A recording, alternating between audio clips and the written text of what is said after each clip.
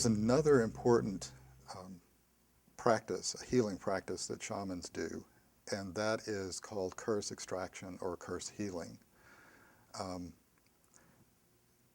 Shamans often talk, particularly indigenous or primary level culture shamans, talk about the ability that people have to inject each other with energy. They talk about them in terms of darts or arrows, sharp objects that can be thrown at individuals. And that dart gets stuck in the energy field and begins to have an effect.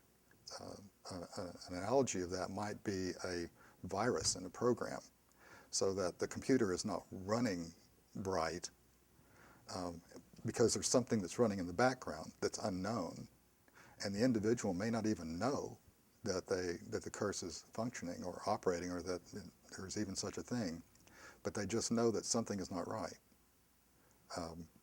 So what shamans do then is that they remove the curses. They identify where they are and remove them. Most often what is done is to ground the curse then, rather than return it to its owner. But if you think about it, once you remove a curse, a dart, anything can be done with it. So you want to be careful in terms of what happens with curses once they're removed. And there are very specific ways that the shaman will protect him or herself in that process. The last thing that I want to do is to take a curse out of someone and have it like go into me. So then we often work with specific animal guides whose job it is to do the extraction rather than us do it ourselves. Now, our society is really fairly abusive, and we curse each other all the time. And somebody cuts you off in traffic and you get all angry, and what you're doing is you're tossing a curse, you're tossing a negative thought in their direction. Fortunately, we're not very good at it. We don't know what we're doing. And so most of the things that we do that curse each other are ineffective. They sort of bounce off of the individual. That's not true in cultures like South America and Africa and the Middle East, where people know what they're doing, and it doesn't matter whether you believe in the curse or not, it will affect you. But again, fortunately, we don't encounter those individuals in our society very much. However, we are vulnerable to some curses. We're vulnerable because we may have a hole in our energy field that allows the curse to come in. And that hole is caused by our belief system. For example, if I believe that fundamentally I'm unattractive, then somebody tells me how ugly my hair is that day, then that curse, that negative thought, will go right in and become part of the curse that you have to deal with in terms of not being very attractive. Now, that is probably a lie, but it's something that you believe, and it creates an opening. It creates a gap in the energy field through which people can curse you or throw darts at you, and you will accept them. Now, if you are, on the other hand, fairly self-confident, such curses don't really have much of an effect.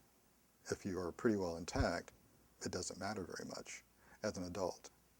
But where things get to be a little difficult is that while adults have some immunity because of their experience and because they are more solid in their development, children do not have that same sort of defense mechanism, that defense.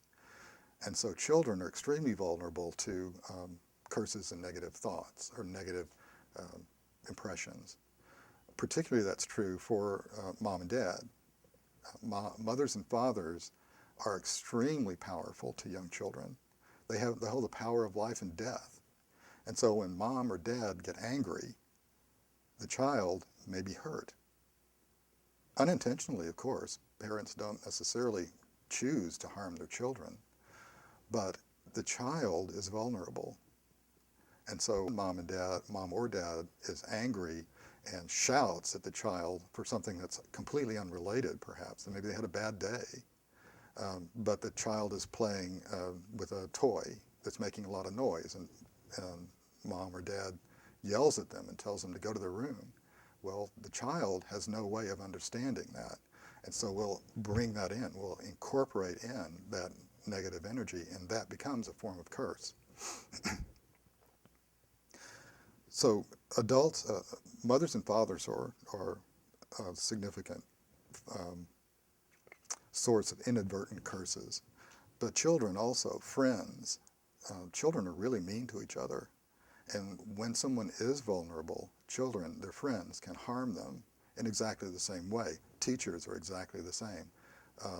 Other significant adults are exactly the same in terms of power. In fact, we're told in our society by mom and dad and teachers and others that we should respect our elders. We should listen to them and pay attention to them. And of course, that's what we do.